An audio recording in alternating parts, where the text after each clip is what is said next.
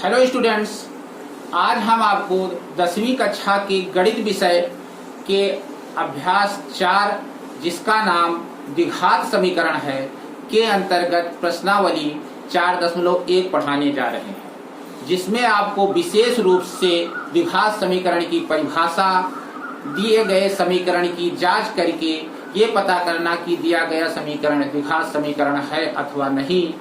उसके बाद कुछ दिए गए शर्तों के अनुसार द्विघात समीकरण को बनाना सीखना है। लेकिन इसके पूर्व हम आपको कुछ पूर्व की चीजें जो आप पहले पढ़ चुके हैं आपको बताना चाहेंगे। देखिए, उसमें पहली चीज है चर।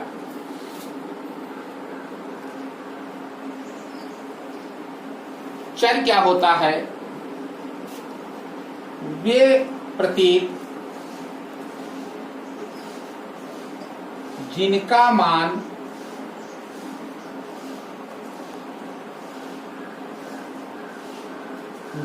भिन्न भिन्न स्थानों पर भिन्न भिन्न होता है, भिन्न भिन्न होता है, चर कहते हैं।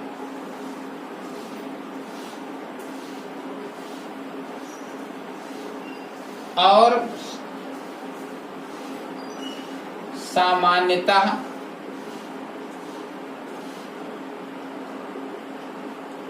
इन्हें हम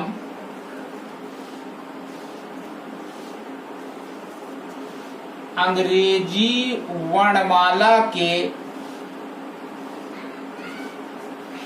अंत के अक्षरों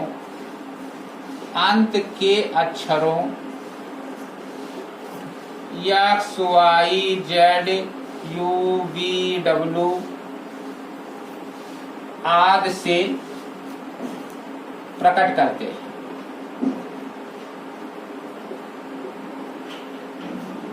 बच्चों, आपने चर अचर के बारे में बहुत पहले से ही पढ़ते आ रहे हैं, पढ़ा होगा, लेकिन एक बार फिर से इसे अच्छे से समझिए। चर वो हैं, वे प्रतीक हैं जिनका मान भिन्न भिन्न स्थानों पर भिन्न भिन्न होता है, और इन्हें हम सामान्यतः अंग्रेजी वर्णमाला के लास्ट के अक्षर जो हैं, जैसे x y z u v डब्ल्यू आदि, इनसे हम इनको रिप्रेजेंट करते हैं। इसके बाद आपको सीखना है कि अचर क्या होता है।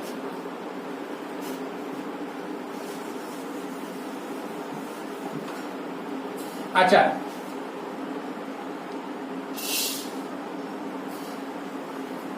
ये प्रतीक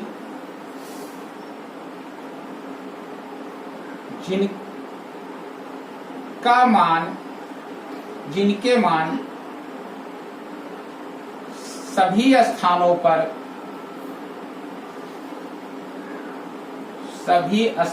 पर समान होते हैं,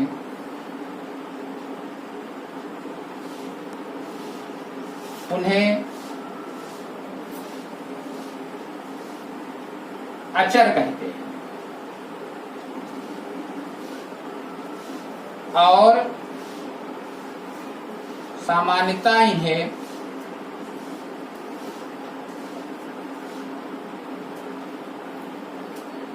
अंग्रेजी वर्णमाला के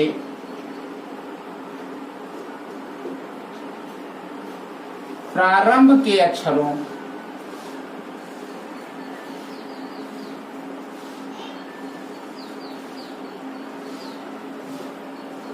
ए b c d e f आदि से निरूपित करते हैं।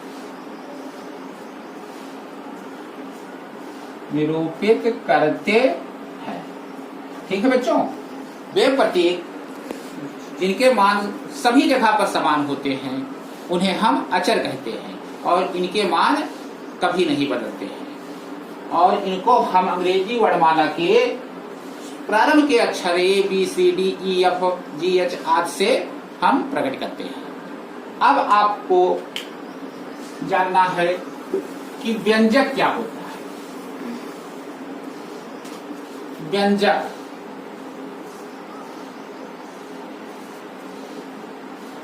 चर एवं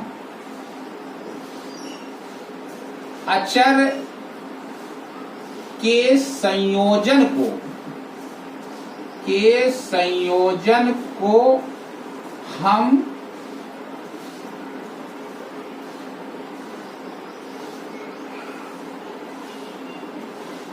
व्यंजक कहते हैं। यदि हम दो चर या चर और अचर इनका संयोजन कर दें तो जो हमें प्राप्त होगा उसे हम व्यंजक कहेंगे। जैसे 2x plus 3 ax square plus bx 3x square plus 5x plus 9, ये सब क्या है? ये सब व्यंजक है। अब आपको सीखना है पद, कि पद क्या होता है। पद क्या होता है? आप गणित पढ़ते समय अक्सर पद शब्द का प्रयोग करते हैं, लेकिन ये जानना आपके लिए नितांत आवश्यक है कि आखिर में पद होता क्या है। प्लस धन या ऋण चिन्ह के द्वारा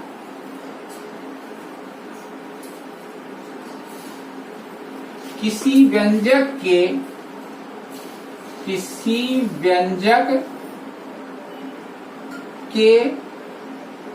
अलग किए गए भाग को पद कहते हैं। जैसे ये देखिए, इसके पहले कौन सा साइन है? 2x। दो साइन के बीच का भाग यदि हम अलग कर ले तो इस व्यंजक 2x प्लस 3 में 2x क्या है? ये इसका एक पद है। ऐसे 3 ये भी इसका एक पद हुआ। इस व्यंजक में देखें ax स्क्वायर प्लस bx में, तो ये प्लस साइन के द्वारा अलग किया गया भाग है, तो ये ax स्क्वायर क्या है? इस व्यंजक का एक पद है। ऐसे ही bx भी क्या है? एक पद है। ठीक इसी तरह इस व्यंजक में 3x स्क्वायर एक पद हुआ, दूसरा पद 5x और तीसरा पद 9 है। अब व्यंजक एवं पद को जानने के बाद हम आपको बता रहे हैं कि कोफिशिएंट क्या होता है। कोफिशिएंट जिसे हिंदी में गुणांक कहते हैं। गुणांक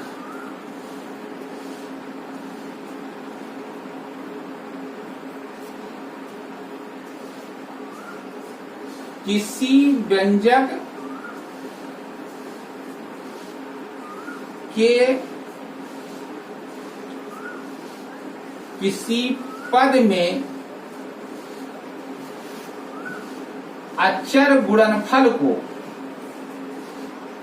अचर गुणनखंड को हम पद कहते हैं। किसी व्यंजक के किसी पद में अचर गुणनखंड को हम पद कहते हैं। देखिए, जैसे ये आपका कोई व्यंजक है, ये एक्स स्क्वायर प्लस बी अपान एक्स प्लस सी,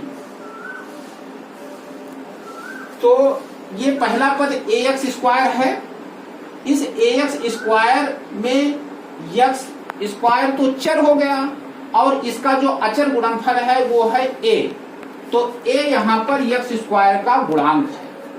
ऐसे ही बी अपान एक्स है, ये एक व्यंजक है।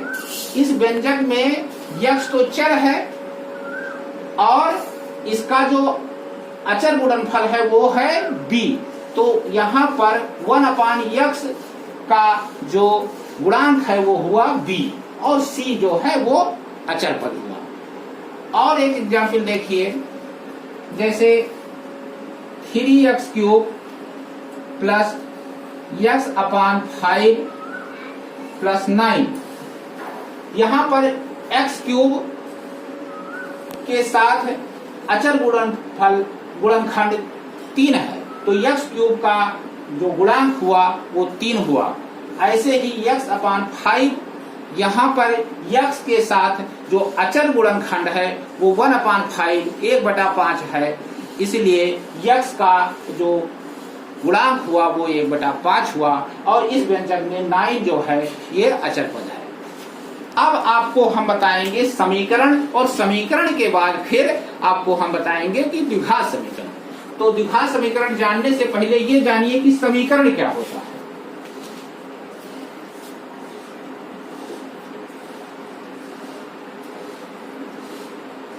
समीकरण यदि किन्हीं दो व्यंजकों को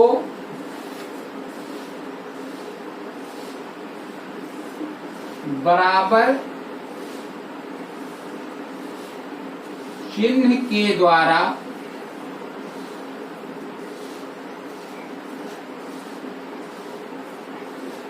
संयोजित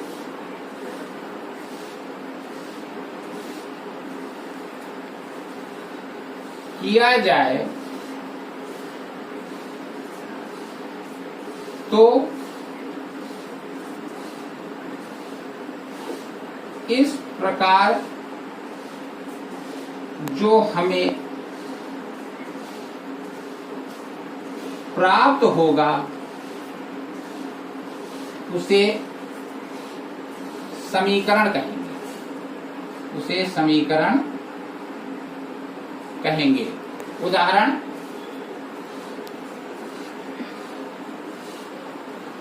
ax² plus bx plus c ये एक व्यंजक है और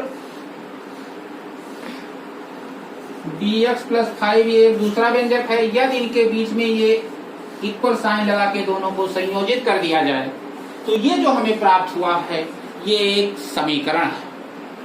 अब समीकरण को जानने के बाद आपको ये जानना है कि द्विघात समीकरण क्या होता है। देखो बच्चों, द्विघात समीकरण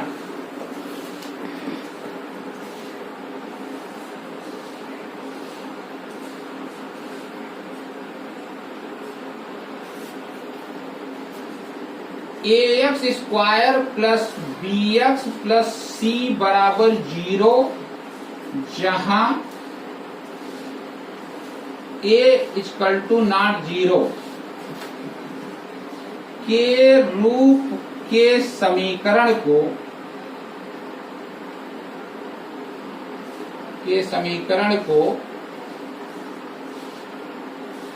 द्विघात समीकरण कहते हैं। मतलब वे समीकरण जो ax² plus bx plus c बराबर 0 के रूप में होते हैं, जहां पर a कभी 0 ना हो, को हम द्विघात समीकरण कहते हैं। या दूसरी भाषा में ऐसा हम कह सकते हैं कि वे समीकरण जिनको हम ax² plus bx plus c बराबर 0 के रूप में निरूपित कर सके, जहां a कभी 0 ना हो, को हम द्विघात समीकरण कहते हैं। उदाहरण, 3x² प्लस 5x प्लस 9 बराबर 0, ये समीकरण आपका द्विघात समीकरण है। x² प्लस 8 बराबर 0, ये भी समीकरण बच्चों द्विघात समीकरण है, क्योंकि इस समीकरण को हम ऐसे लिख सकते हैं x² प्लस 0x प्लस 8 बराबर 0, और ये समीकरण अब इसी रूप में हो गया जहां a बराबर 1, b बराबर 0 और c बराबर 8 है। तो ये समीकरण भी आपका द्विघात समीकरण हुआ। तो बच्चों, अब हम एक्सरसाइज 4.1 प्रारंभ करेंगे, जिसमें आपको कुछ समीकरण दिए गए हैं और जांच करके ये पता लगाना है कि ये दिया गया जो समीकरण है वो द्विघात समीकरण है अथवा नहीं है। और उसके बाद आगे इसी एक्सरसाइज में हमें ये पढ़ना है कि यदि कुछ शर्तें दी जाएं तो उसके अंतर्गत हम द्विघात समीकरण कैसे बनाएंगे। तो एक्सरसाइज हम 4.1 प्रारंभ कर सकते हैं। हाँ बच्चों, अब हम देखते हैं एक्सरसाइज 4.1 का पहला सवाल। आप किताब में इस प्रश्न को देखें तो आप पाएंगे कि पहले सवाल के 8 भाग हैं। इन 8 भागों में हम आपको कुछ भाग स्वयं हल करके बता रहे हैं और इन्हें समझ करके आप उन प्रश्नों को जो हम हल नहीं कर रहे हैं आप स्वयं करेंगे। देखिए, पहला प्रश्न का पहला भाग,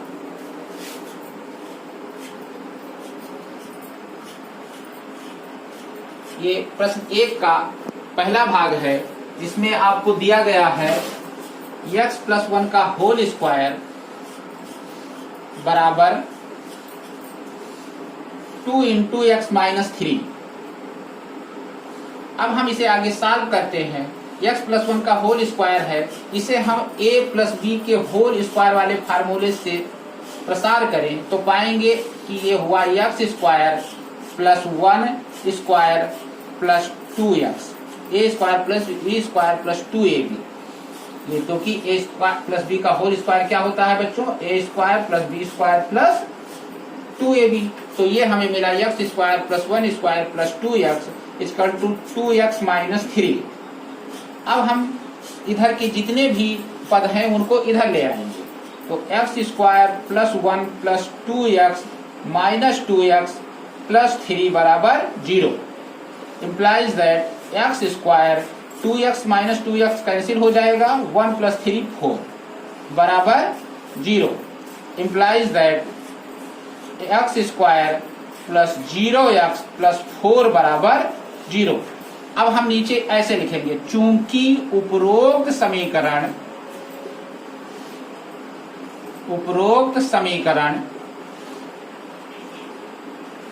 ax² + bx + c बराबर 0 के रूप में है, अतः दिया गया समीकरण द्विघात समीकरण है। द्विघात समीकरण है। ठीक है बच्चों, तो ये आपका पहले प्रश्न का पहला सवाल। अब आप दूसरा भाग देखिए पहले प्रश्न का।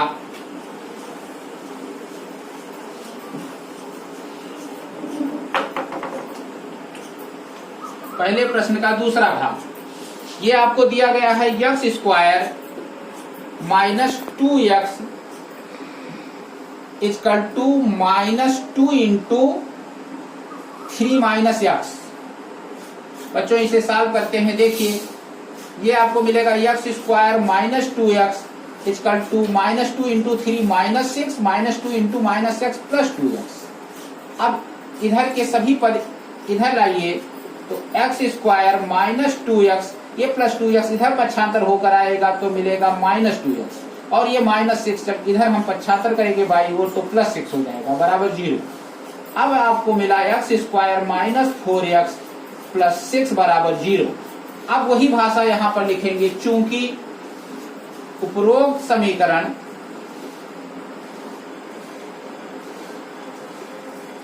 ax² + bx + c बराबर 0 के रूप में है, अतः दिया गया समीकरण द्विघात समीकरण है। ठीक है बच्चों, नेक्स्ट क्वेश्चन पे आते हैं।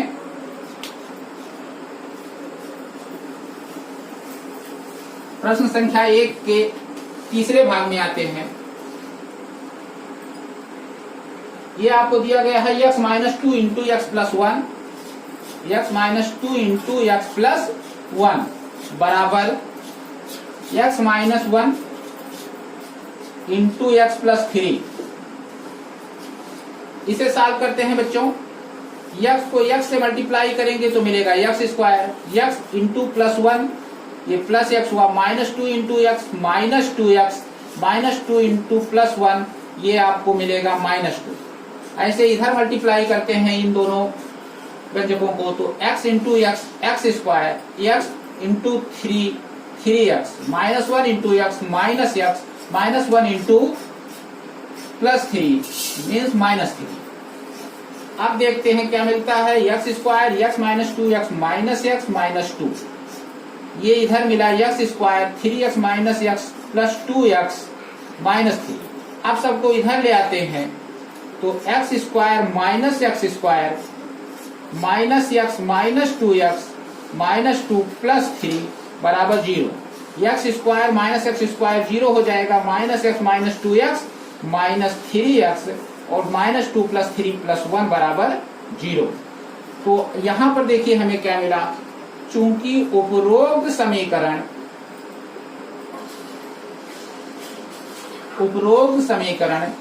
ax square plus bx plus c बराबर 0 के रूप में नहीं है, क्योंकि द्विघात समीकरण की परिभाषा बताते समय आपको ये बताया गया है कि ax square plus bx plus c बराबर 0 में a 0 नहीं होना चाहिए, अर्थात x स्क्वायर वाला पद अवश्य होना चाहिए और इसमें x स्क्वायर वाला पद नहीं है, अतएव ये समीकरण आपका द्विघात समीकरण नहीं है। तो ये लिखेंगे हम, क्योंकि उपरोक्त समीकरण में ax square plus bx plus c बराबर 0, उपरोक्त समीकरण ax square plus bx plus c बराबर 0 के रूप में नहीं है, अतः यह द्विघात समीकरण या दिया गया समीकरण द्विघात समीकरण नहीं है, जैसे भी लिखें। ठीक है बच्चों, तो ऐसे ही आप बाकी प्रश्न हल कर सकते हैं प्रश्न 1 के। फिर भी मैं एक प्रश्न और आपको हल करके बता रहा हूं, देखिए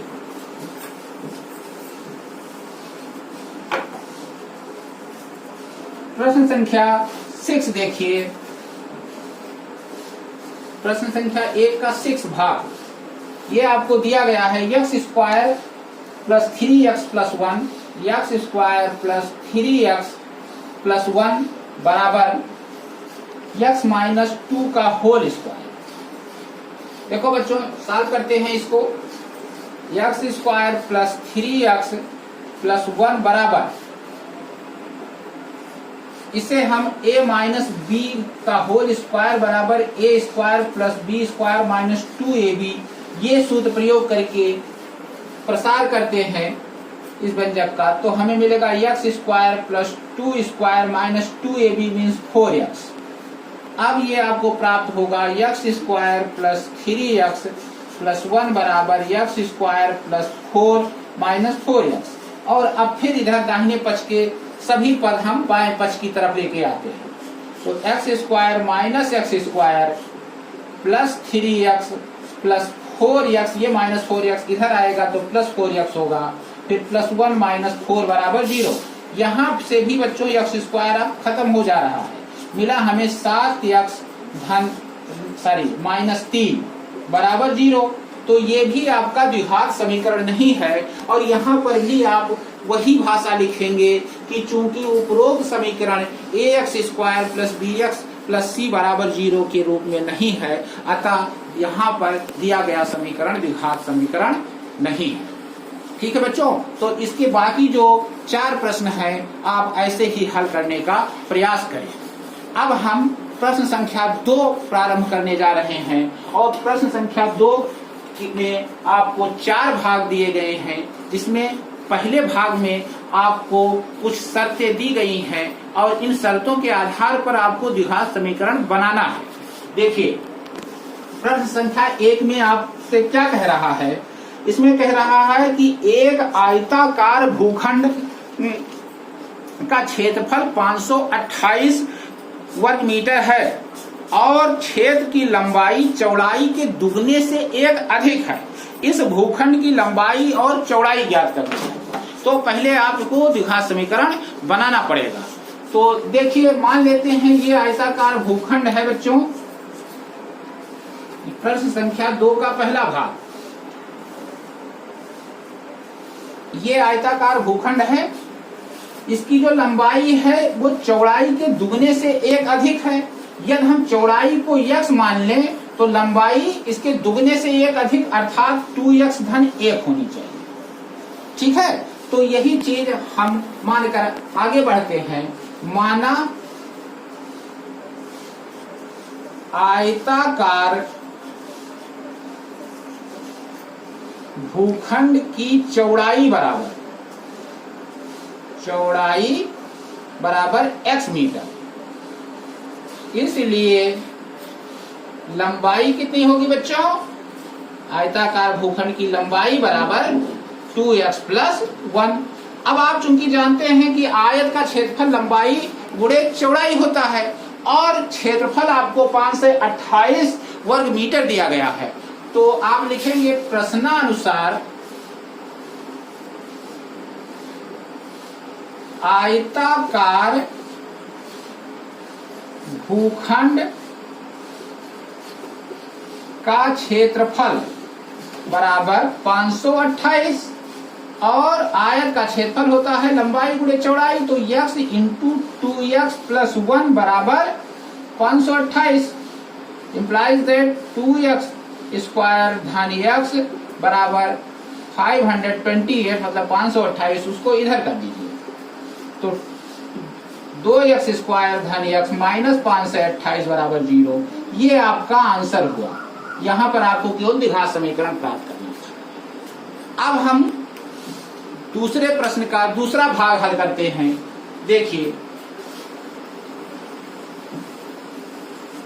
दूसरे भाग में आपसे कह रहा है कि दो क्रमागत धनात्मक पूर्णांकों का गुणनफल 3 से 6 है। क्रमागत धन पूर्णांक से क्या अर्थ निकलता है पहले ये जान लीजिए। जैसे ये आपका 1 2 3 4 5 ये सब धनात्मक पूर्णांक हैं, तो क्रमागत मतलब क्रम धन आगत, क्रम से आने वाले, मतलब एक के बाद अगला आने वाला। जैसे 2 के बाद 3, 3 के बाद 4, 4 के बाद 5, तो ये सब क्या है? क्रमागत धन पूर्णांक है। तो अगर जो हम मान ले कि माना पहला धन पूर्णांक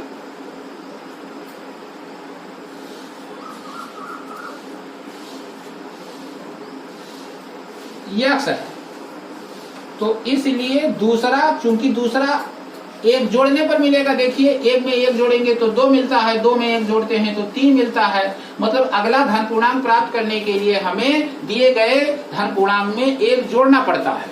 तो इसलिए दूसरा धन पूर्णांक बराबर x + 1 होगा। प्रश्नानुसार इन दोनों धन पूर्णांकों का गुणनफल 306 कह रहा है, मतलब x × x + 1 बराबर 306। अब आप इसे गुणा करिए तो x स्क्वायर प्लस x बराबर 306। इस 3 से 6 को इधर कर दीजिए तो x स्क्वायर धन x माइनस 306 बराबर 0। यही आपका आंसर हो गया। यहाँ पर आपको जो है द्विघात समीकरण प्राप्त हुआ, यही आपको बनाना था। क्वेश्चन नंबर 3 देखिए, मतलब दूसरे प्रश्न का तीसरा भाग देखिए। इसमें आपसे कह रहा है कि रोहन की माँ की आयु 26 वर्ष रोहन की माँ उससे 26 वर्ष बड़ी है, मतलब रोहन कोई बच्चा है और उसकी माँ रोहन से 26 वर्ष बड़ी है। तो मानते हैं हम कि माना रोहन की आयु x है, माना रोहन की आयु बराबर x वर्ष, इसलिए रोहन के माँ की आयु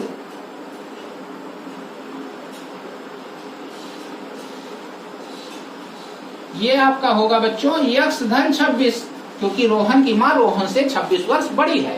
अब आगे प्रश्न में कह रहा है कि 3 वर्ष बाद, अब के 3 वर्ष बाद दोनों के आयु का जो गुणनफल है वो आपको 3 से 60 प्राप्त होता है। तो अब हम 3 वर्ष बाद दोनों की आयु निकालेंगे, तो 3 वर्ष बाद दोनों की आयु 3 वर्ष बच्चों बढ़ जाएगी।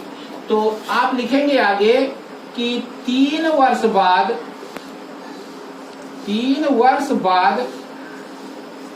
रोहन की आयु बराबर x धन 3 एवं रोहन के माँ की आयु, रोहन के माँ की आयु, इसकी 3 वर्ष बाद आयु कितनी हो जाएगी, यहां भी लिख दीजिए ऐसे 3 वर्ष बाद, 3 वर्ष बाद रोहन के माँ की आयु बराबर यक्ष धन 26 धन 3 अर्थात यक्ष धन 29। अब आप प्रश्न में कह रहा है, लिखेंगे हम प्रश्नानुसार 3 वर्ष बाद दोनों की आयु का गुणनफल हमें कह रहा है कि 3 से 60 है, तो हम यही काम आगे बढ़ा देंगे कि यक्ष धन 3 इंटू यक्ष धन 29 बराबर 0, सॉरी 3 से 60। अब गुणा करते हैं x into x, x square x into 29, 29 x, 3 into x 3 x, 3 into 29, 29 3 87, 3 9 27, 3 दूनी 6 2 8 और इस 3 से बराबर 3 से 7। सॉल्व करते हैं इसके आगे तो एक्स स्क्वायर 29 3 32 यक्स धन 87 माइनस 360 बराबर 0 implies that एक्स स्क्वायर धन 32 यक्स और 3 से 60 में से बच्चों 87 घटाते हैं तो देखिए 10 में से 7 गया 3, ये हो जाएगा 5, मतलब 15 में से 8 गया 7, ये बचा 2, मतलब माइनस 273 बराबर 0। ये आपके दूसरे प्रश्न का तीसरा भाग हो गया। अब चौथा भाग जो लास्ट है ये बहुत इंपॉर्टेंट है, मैं इसको भी सॉल्व कर देता हूं। देखिए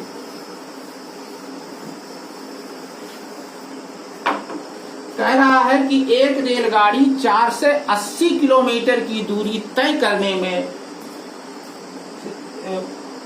सॉरी एक रेलगाड़ी 4 से 80 किलोमीटर की दूरी समान चाल से तय करती है। यदि इसकी चाल 8 किलोमीटर प्रति घंटा कम होती तो उसी दूरी को तय करने में 3 घंटे अधिक लगते।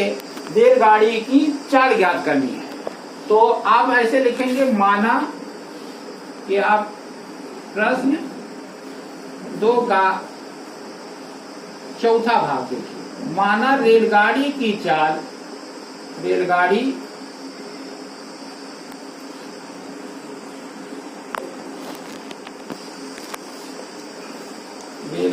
की चाल बराबर x किलोमीटर प्रति घंटा, इसलिए 4 से 80 किलोमीटर की दूरी